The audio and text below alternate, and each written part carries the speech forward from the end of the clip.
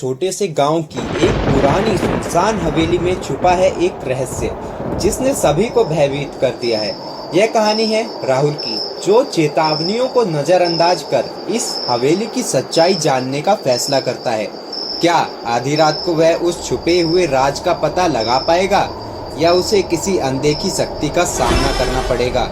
राहुल एक टॉर्च के साथ हवेली की ओर चलता है। दरवाजे चरमराते हैं जब वह उन्हें धक्का देकर खोलता है, जिससे एक अंधेरा धूल भरा गलियारा सामने आता है। हवा भारी है और उसमें नमी की गंध है। उसके कदमों की आवाज गूंजती है। कहते हैं यहाँ रात में कुछ अजीब होता है।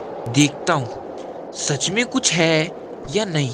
जैसे ही राहुल हवेली के अंदर गहराई में जाता है, उसके पीछे एक हल्की फुसफुसाहट सुनाई देती है। वह मुड़कर देखता है लेकिन कुछ नहीं दिखता। टॉर्च एक पल के लिए टिमटिमाती है, फिर स्थिर हो जाती है। वह इसे नजरअंदाज करके आगे बढ़ता है। राहुल को गलियारे के अंत में एक पुराना बंद कमरा मिलता है। ताला जंग लगा हुआ है और कमजोर दिखता है। वह जबरदस्ती इसे खोलता है और एक तेज हवा का झोंका के पास से गुजरता है। ये हवा कहाँ से आई? कमरे के अंदर पुराने फर्नीचर दिखाई देते हैं। दीवार पर एक प्राचीन आईना टंगा हुआ है और एक टूटा झूमर हल्के से हिलता है, जैसे किसी ने उसे छुआ हो। अचानक एक महिला की हल्की हंसी कमरे में गूंजती है।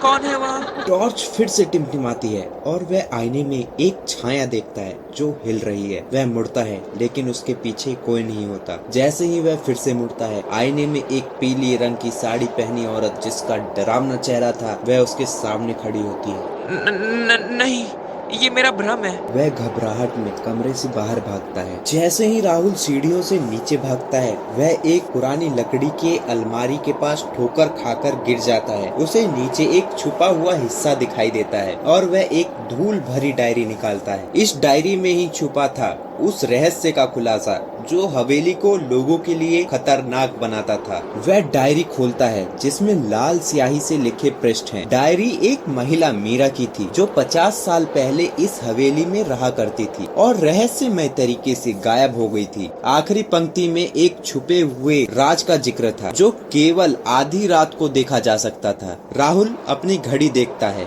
राहुल डायरी को पकड़े हुए अजीब कमरे में वापस जाता है। घड़ी आधी रात बजाती है और अचानक पूरी हवेली कांपने लगती है। आईना हल्के से चमकने लगा। उसे वहीं हल्की सी हंसी सुनाई देती है और उसके पीछे एक ठंडी हवा महसूस होती है। आईने में मीरा की एक भूतिया आकृति दिखाई देती है जो सीधे राहुल की ओर देख रही है।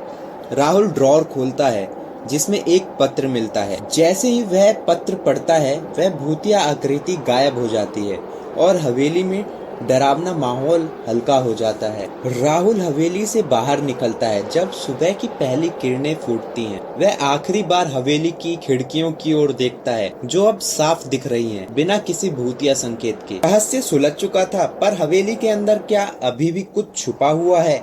यह रहस्य हमेशा रहस्य ही रहेगा।